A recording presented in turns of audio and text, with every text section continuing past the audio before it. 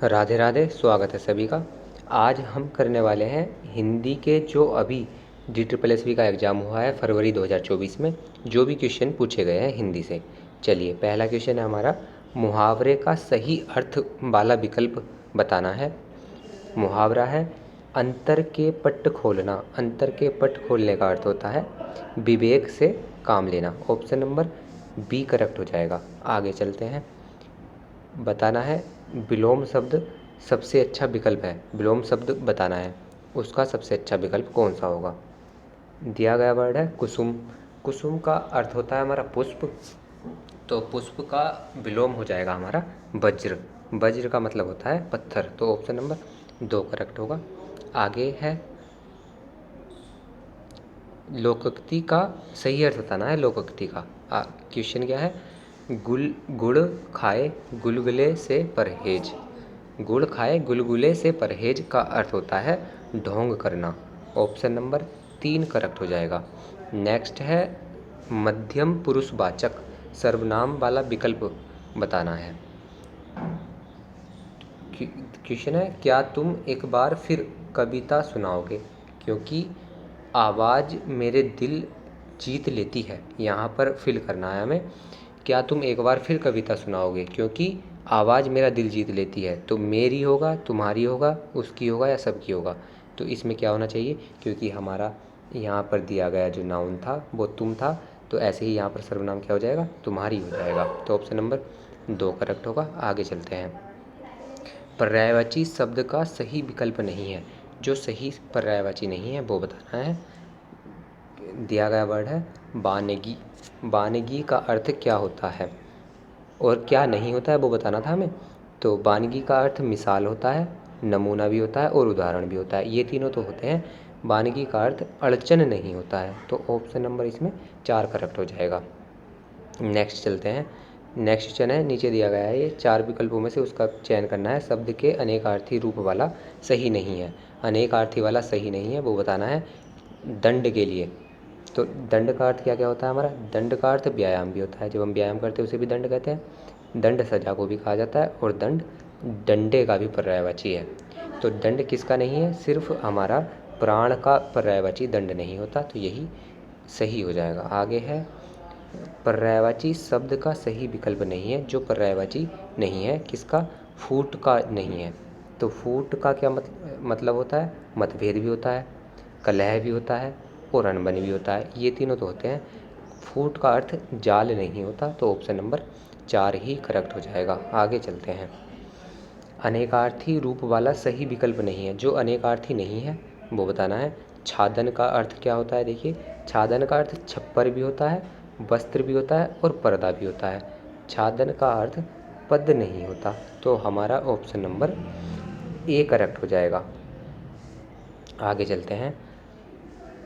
शब्द की सही संधि विच्छेद बतानी है। सही संधि बतानी है। क्या है वर्ड दिया गया, दिया गया वर्ड है निर्दोष। निर्दोष की सही संधि विच्छेद क्या होती है, हमने पढ़ा है ये होती है हमारी निहि प्लस दोष। ऑप्शन नंबर ये हमारा 3 वाला करेक्ट हो जाएगा, निहि दोष। आगे चलते हैं। कौन सा विकल्प एक सुसंगत वाक्य बनाने के लिए वाक्यांशों को सही ढंग से सुव्यवस्थित करना है। जिस तरीके से इंग्लिश में PQRS होते हैं सेम वही हैं। ऑप्शन दिए गए हैं। पहला है ए 15 अगस्त के दिन देश के प्रधानमंत्री, बी है साथ ही इसके बाद वे पूरे देश को, और सी है लाल किले पर राष्ट्रीय ध्वज फहराते तो हैं ही, और डी है लाल किले से संबोधित भी करते हैं। तो इनका सही क्रम होना चाहिए। देखिए 15 अगस्त के दिन देश के प्रधानमंत्री और फिर आना चाहिए लाल किले पर, तो ए के बाद सी आना चाहिए। लाल किले पर राष्ट्रीय ध्वज फहराते तो हैं ही, फिर आएगा हमारा साथ ही इसके बाद वे पूरे देश को, फिर क्या आ जाएगा, लाल किले से संबोधित भी करते हैं। तो ऑप्शन नंबर ये हमारा बैठ रहा है। ऑप्शन नंबर ए करेक्ट हो जाएगा, ACVD वाला। आगे चलते हैं। नेक्स्ट है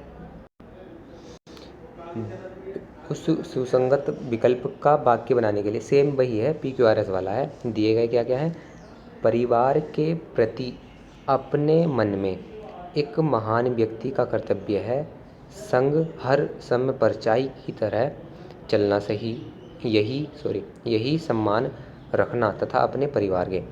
तो पहला तो इसमें पहला ही है, परिवार के प्रति अपने मन में फिर होना चाहिए, मन में क्या होना चाहिए, मन में होना चाहिए सम्मान रखना चाहिए तथा अपने परिवार के।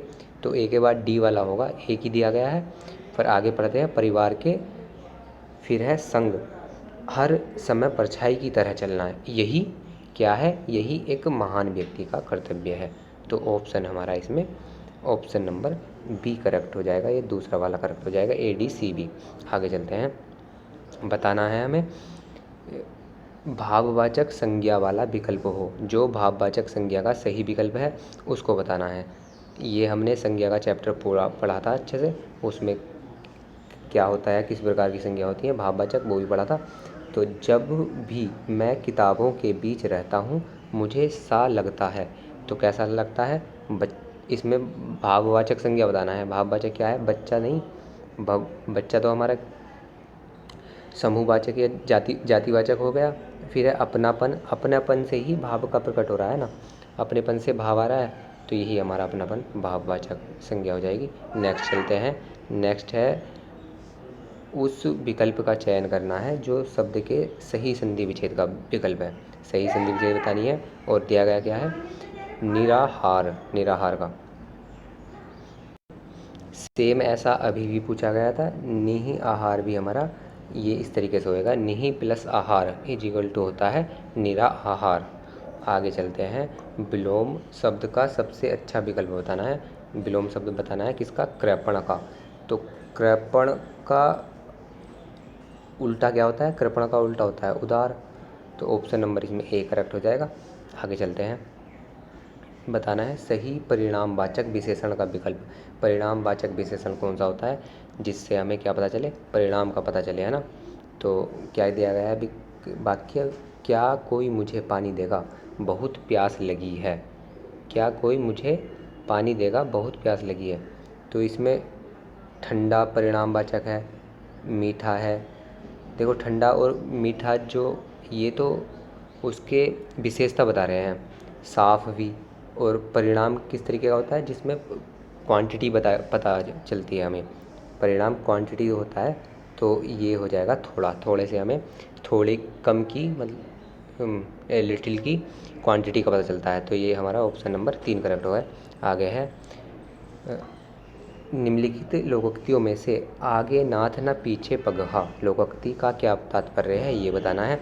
इसका अर्थ होता है हमारा आगे नाथ न पीछे पगहा का बिल्कुल स्वतंत्र, जिसके ना कोई आगे ना कोई पीछे हो।